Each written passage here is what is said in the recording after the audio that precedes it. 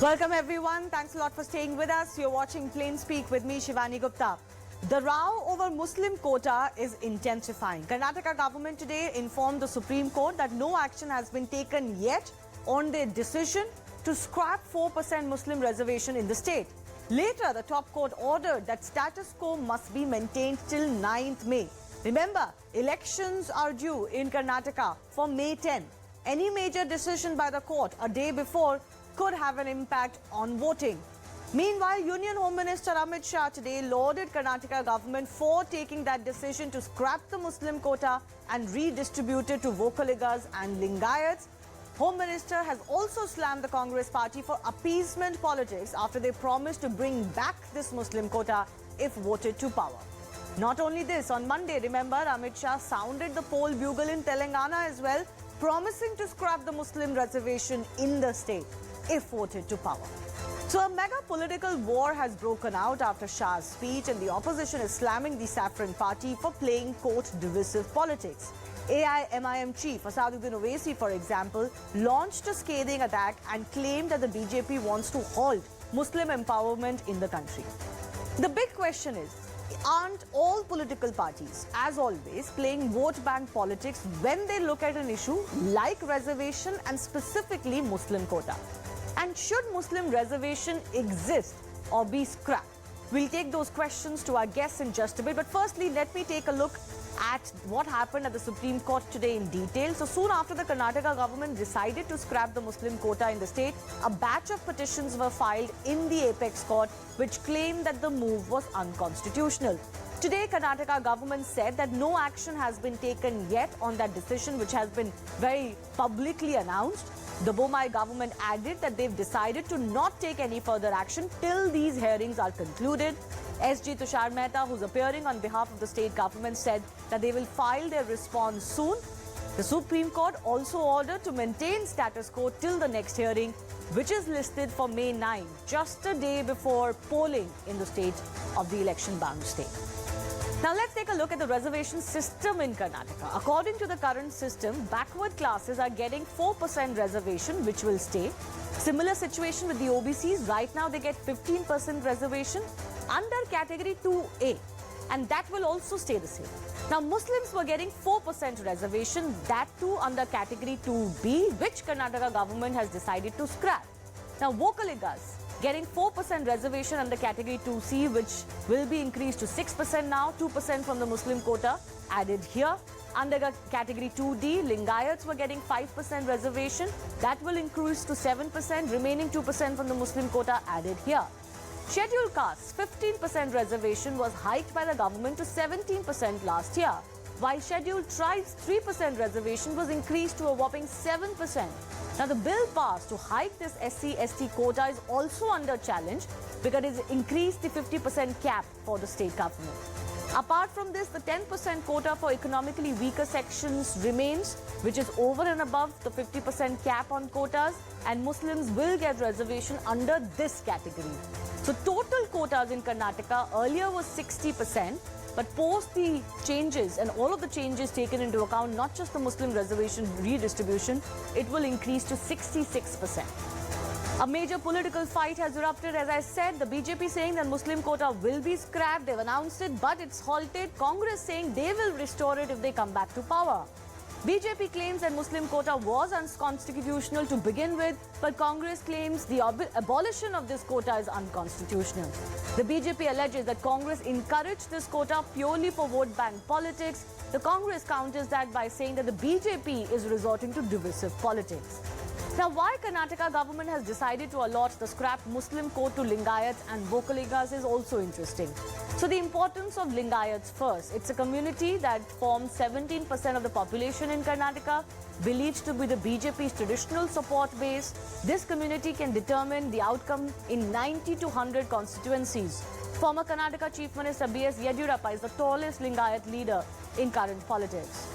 Over to Vocaligas, who are the second most dominant community in the state of Karnataka. Vocaliga community comprises 11% of the Karnataka population. They've been consistently backing the JDS so far. KPCC President D.K. Shivkumar, though, the Congress state chief, is the tallest Vocaliga leader and has vast appeal. Now, meanwhile, in Telangana, Home Minister Amit Shah has now promised to scrap quota if voted to power. The battle is heating up there. Amit Shah added that the quota right exists for the OBCs and the ST/STs. Backward Muslims get 4% quota in jobs and education in the state of Telangana. In fact, there was a massive controversy when in 2017, KCR government even sought to hike the Muslim quota to 12%, which is roughly their population matrix. Take a look at the current reservation system in Telangana too. The OBCs are getting 29% reservation in the state, which includes 4% reservation for the Muslims here. Scheduled castes, 15%. Scheduled tribes get 10%. 10% reservation is allotted, of course, to the economically weaker sections, which is over and above the 50% cap. Total reservations in Telangana as of today are also 64% above the 60% cap, so 4% above that cap. The big debate that's coming up, as far as the larger debate on the Muslim quota is concerned, should this Muslim quota, which is maybe defined as more on backwardness, status and economically weaker situation, but is a demarcation on the basis of religion, should this quota exist or be scrapped? That's coming up.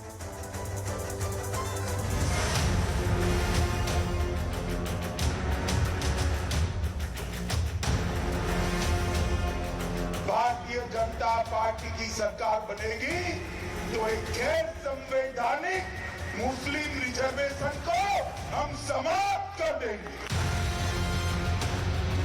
देखिए, मुस्लिम reservation गैर संवैधानिक है। Congress party ने तुष्टीकरण के लिए मुस्लिम reservation रखा था। हमने मुस्लिम रिजर्वेशन को हटाकर वोकलिगा, लिंगायत, एससी, एसटी और ओबीसी समाज के रिजर्वेशन को बढ़ाया है।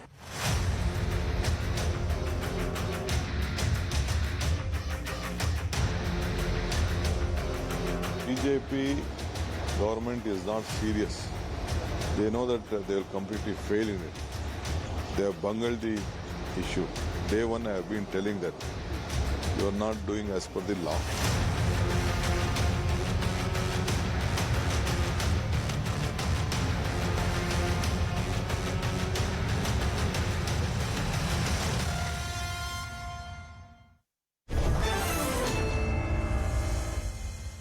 Let's go across to the guest joining us. With me, Samrudh Hegde, the KPCC spokesperson. Pratap Kanagal is JDS spokesperson.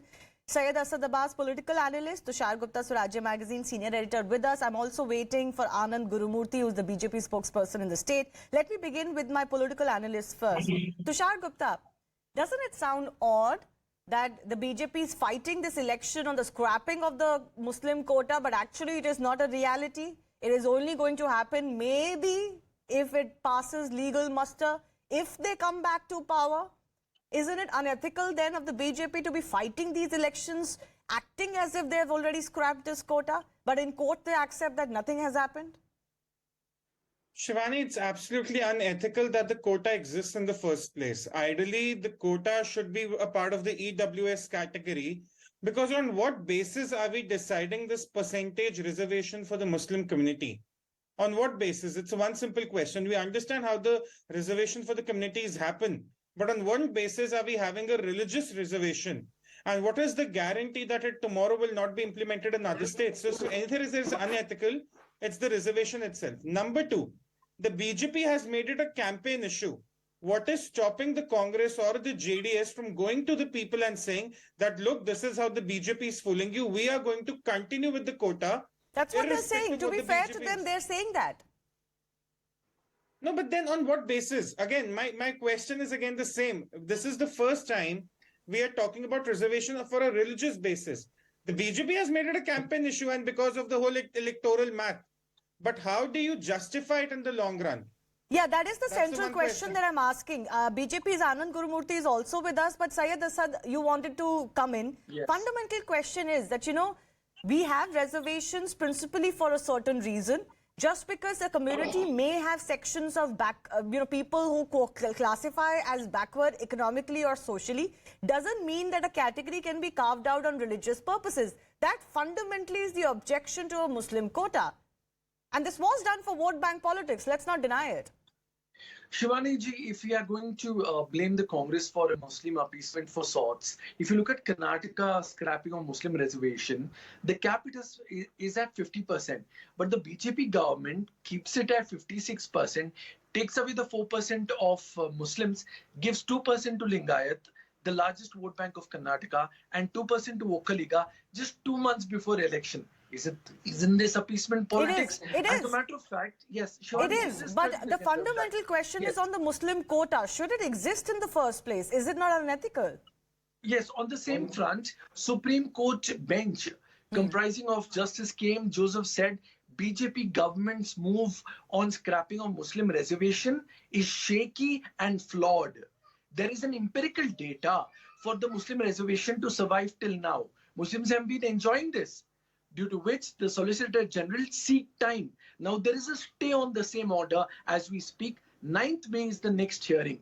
So let the Supreme Court decide whether it is right or wrong. But for now, the Supreme Court has wrapped the BJP government for doing the same, calling this move shaky and flawed.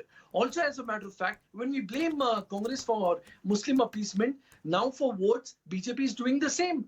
Vokkaliga Lingayat is the largest vote bank of Karnataka. And you don't do it in the last several years when Bommai was a chief minister. You do it just before the elections. This is an absolute appeasement move, whereas many of the Vokkaliga leaders have called it out. They've stood in solidarity with the minorities and have said, we don't want anything that you scrap somebody else's rights and you give it to us. Okay. So the fact that this has existed and whatever the legal tangles are, of course, it will take its own course. But fundamentally, the question that I'm grappling with, is it unethical to carve out a reservation on religious lines, something we do not do in this country? And if we go down that line, then what is the slippery slope attached here? Let me bring in my political guest here now, Anand Gurumurthy. What is first of all, I want to... Yeah, what is the justification that you're going to town about scrapping this Muslim quota, but actually you've not done it? Technically, you've not done it. You can't do it before the next assembly. See, basically the thing is, in fact, in our constitution itself, a review has to happen every 10 years. But unfortunately, everybody thinks a review means, doing some kind of magic to or some kind of favoritism. That's not the thing. See, here, according to the population and according to the thing, the benefits should go to the poorest of the poor in every caste, in every religion. Okay, that is the idea of reservations. But problem, what happens is everybody talks with respect to what was there and what is not there and, what is coming now. Okay, but actually speaking, what is the necessity is BJP is focusing and doing. And regarding the Supreme Court thing, the analyst actually, whatever conversation is happening, dialogue happening between the judges and the lawyers to understand the case, the analyst is quoting in a very, in a way wherein the judgment has happened. No, the judgment has not happened. And even the Supreme Court CJ has requested. See, the conversation that happens between the judge and the lawyers to understand the case, don't quote it on TV saying that, okay, those are observations at best. Or something like that. Those are observations at best. Those are not even observations. They are the dialogue that is happening, okay? And maybe they're asking some questions to understand more and other things. Okay, so fair enough. Nobody is suggesting that a judgment has come in this regard. But I want to understand from you fundamentally, why do you believe this Muslim quota should not exist? There is empirical data, as one of our guests have said, why they deserve this quota, because they need the hand-holding by the government. See, basically, they were having 4% quota. Along with that, under category 1 and under category 2, certain subsects of Muslims, they also have caste within Muslim religion, and those subsects were already getting a benefit. Along with that, they had this 4%, which has been moved, since it has been taken out, it goes into the EWS quota, which is 10%. So instead of 4%, they're entitled to more actually. The poor in the but that 10% is not only for them. Let's be fair. That 10% is not only for them. It's for all economically backward people. This is something which we all have to understand. Okay, it's not only for them. It's only for them. It's for the poor. Okay, I get it. I'm not questioning your rationale. You raised a fundamental point. One, a lot of religions in India, non-Hindu religions, claim they don't have caste, but they do. That's the ground reality. They also continue to get caste benefits despite changing their religion. Yes. That's also the reality. Those decisions have been defended in India as well. Is that also not unethical? Yes, Samrudh, please come in. What's the justification for this Muslim quota? No, let me start off by saying the BJP have made a mockery of the reservation policy in Karnataka. They are using it to gain electoral brownie points and political brownie points. They're trying to hoodwink all the communities in Karnataka, as you can see in the way that they've conducted themselves. In the last 90 days, they have made 3 changes in the reservation categories, and all these 3 changes are unscientific. They are not based on any empirical data, and they're in fact based on an interim report. It is clear that you cannot base a reservation change in category based on an interim report, as it was stated in the Maratha reservation quota judgment. Secondly, this whole reservation category is what they've put out in the government order. It's neither constitutionally valid nor is it legally tenable. They have exceeded the 50%, and the central government themselves have said that no request has been made to change the constitution, to get an amendment in the constitution, or to add this reservation in the 9th schedule. Furthermore, what we're trying to establish is the Muslim reservation is not something which has come out new. It has been there from pre-independence. The first Muslim reservation was given by Nalvadi Krishna Raja Vadiyar in the Mysore state. Furthermore, after that, I want to intervene a little bit commissions. Again, people will get confused if you go with Let him finish, I'll come to you. Let him finish, I'll come to you.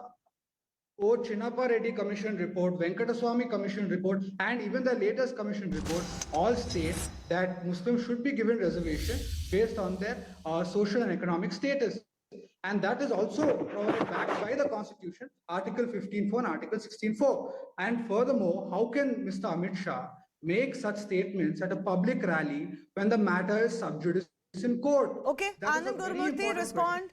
Pertinent question. See, how can you make a statement in a public rally when the matter is sub judice in court? They have purposely taken an adjournment. They're trying to gain. Mr. Samrudh Hegde, as a citizen, how you and I, Mr. Samrudh Hegde, 1 minute, as a citizen, Mr. Samrudh Hegde, just like how you have a right to speak about it, Mr. Amit Shah also has a right to speak about it, but he will not cross the boundary. He knows that much, okay? So you need not blame him for that. But one thing I want to make clear here, Congress always tries to create confusion, and from past 70-75 years, they are not ensuring that the real beneficiaries who are really poor are getting the benefits. In many places, we see that second generation, third generation, fourth generation, they are enjoying the benefits, but the first generation who really need these are not getting.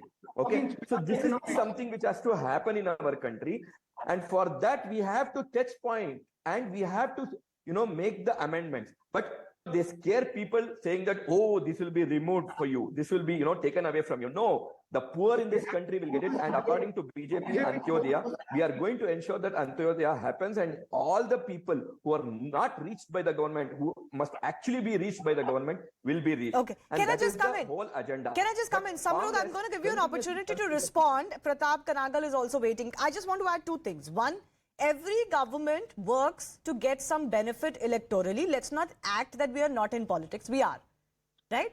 And there's nothing wrong. You do things public wants.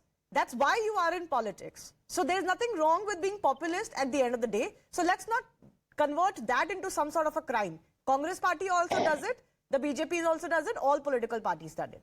Secondly, you look, just the other day I was discussing this report by the Economic Advisory Council of the PM on self-reported data. It showed that amongst the 20% poorest of the poor in India, Muslim households actually are getting more benefits of the central government schemes. Now, that's the counter that is coming in from people, that just reservations are not uplifting. If they did, we wouldn't have such a report. Despite having, such focus being given to the Muslim vote bank en masse. What elevation of poverty has happened amongst them? Samrudh, that's also a question. You give them the benefits that they are entitled to, especially the poorest of the poor. But there is no justification on religious lines to segregate a reservation, fundamentally. Samrudh. Firstly, I would like to say that Article 15.4 and 16.4 clearly state that any socially economic backward, the state has the power to economic backward. Now the question is the move made by the BJP legal or illegal, constitutional or unconstitutional? It is based on an interim report. Ma'am, no categorization can be made based on. Why Samrudh, you want to... No, fair enough, but let him finish. clearly stated by the Supreme Court. Secondly, they have exceeded the 50% limit and they have not brought in the required laws to exceed the 50% limit. Yeah, They're fair enough. I required to- highlighted that at the start of the show. Okay, let me also go across to Pratap Kanagal. Where does the JDS stand on this? Wasn't it fundamentally for vote bank politics too, an appeasement to bring in this reservation? This debate is now taking place in Telangana as well. We know that the KCR government at one time tried to increase the reservation of the Muslims, who are 12% of the population in Karnataka, to 12%. Can you imagine that? This is obviously being used for vote bank. Go ahead. Okay. First of all, this reservation was not introduced last 3 years or 4 years back or something like that. This reservation was introduced by Mr. H.D. Devegowda when he was Chief Minister of Karnataka in 1994, based on the reports of the Minority Commission recommendation. This reservations for Muslim was introduced. That's the first thing. The second thing, after this, BJP was in power for 5 years and then now 3.5 years. Okay, all these while they didn't talk about anything about it. And after that, in last 3.5 years, BJP in power in Karnataka, they didn't talk about any kind of reservations and all those things. They tried to ignite the communal tensions across Karnataka, and many here take it hijab, or maybe in Tipu Sultan and Urigoda, Nanjagoda, so many things. When everything failed, there are so many corruptions charges. There are so many, and they lost many phases, and they have nothing to show. They have nothing to talk. They lost when just before 10 days or 15 days before the elections was supposed to be announced. They come up with this first. They come up with this internal reservation, and then they were talking about this scrapping of Muslim quota reservations. Knowing they very well knew that this is not going to happen. But for them, this is this is a shocking that they never expected the Supreme Court will give the verdict so fast. They thought it's going to The verdict hasn't come. The verdict hasn't come. Only the hearings are on. This is a shocker for them. Supreme Court gave a shocking treatment to them. That's the way lies get spread in our country. Okay, especially by JDS and Congress people, they just try to spread the lies. Madam, you have to stop it from telling lies on TV. I've corrected him. He has corrected himself. He's corrected himself. The verdict hasn't come in this case. But Pratap ji, can I ask you fundamentally, just because something has existed in one state for a long time has never been a good reason for it to continue. That can't be the justification.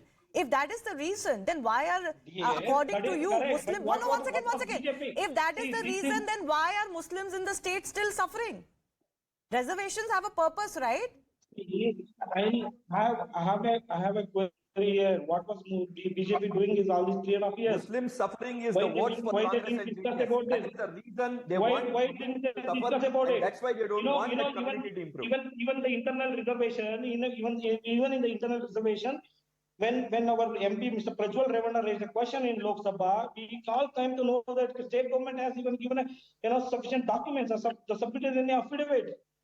They, for the sake of it, they fooled the people of Karnataka. They did this. We'll see if this election gamble works.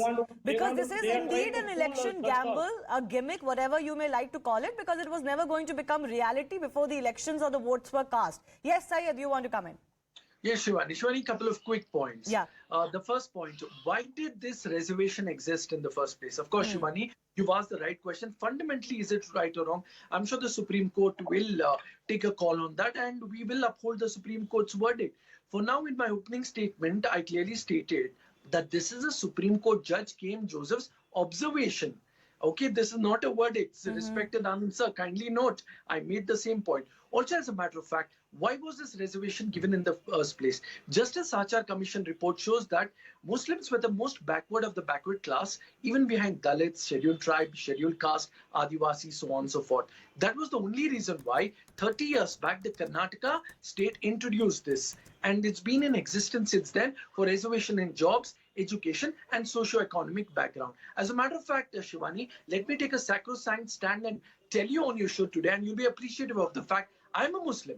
But do I need a reservation? Absolutely no. but there are underprivileged here. This debate will certainly go on. And fundamentally, if we question this, constitutionally, if we question this, certainly the onus lies on the right wisdom of the minds of the Supreme Court. But the direct allegation which the Congress is putting on BJP is that, is this an appeasement move, yes or no? When 5 chief ministers of BJP in the last 30 years, they never did it. But they do it just 2 months before fair enough. elections. Isn't this appeasement? Sir, Fair enough. blame the Congress party. This is what When they you want say to, we are a post party before with a people and, difference- Yeah, yes, Sir, Mr. Anand, respond very quickly. Sir, I You are did just, not 10 seconds. just Sir, out 10 one part, seconds. and this will not help Muslims, sir. Anand, sir, I did not interrupt you, sir. No, Allow sir. me I have to 10 interrupt you seconds. because Anand, One by one, one by one. And the second Sir, thing this is, is not fair, Anand, sir. One by one, Sir, let Syed not finish. doing fair, Syed, sir, just I have run out of time.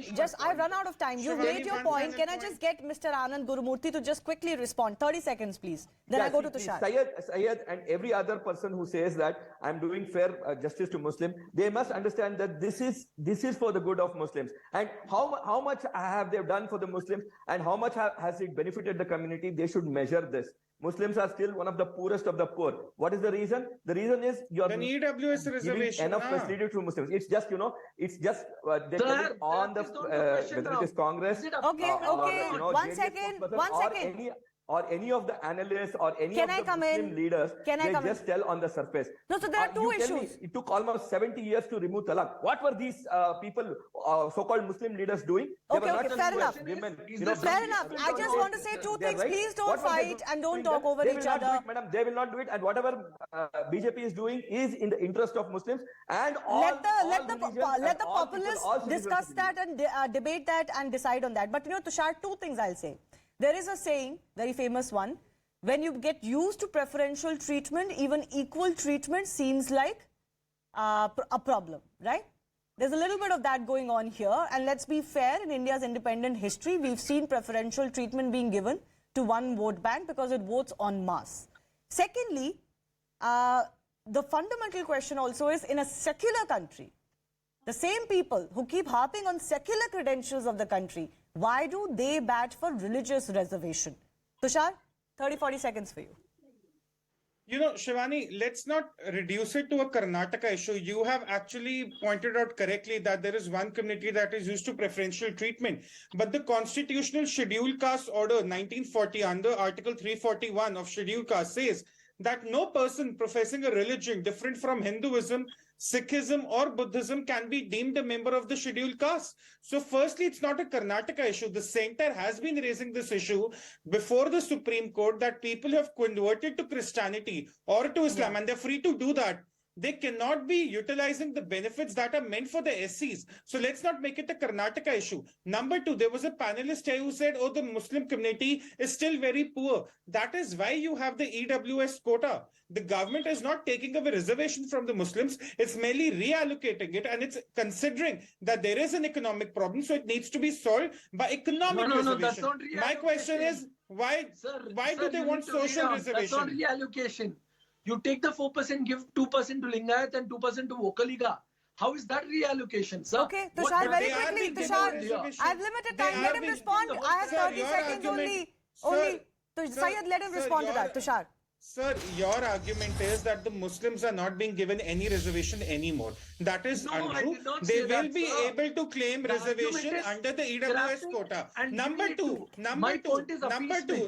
Sir, please listen to me. Sir, my point, is it appeasement or not? Are you trying to appease? How is it appeasement? How is it appeasement? How is it appeasement? How is it appeasement? So tomorrow you will Tomorrow you will make a case. Tomorrow you will make a case for. Let's not be blind supporters of the BJP here.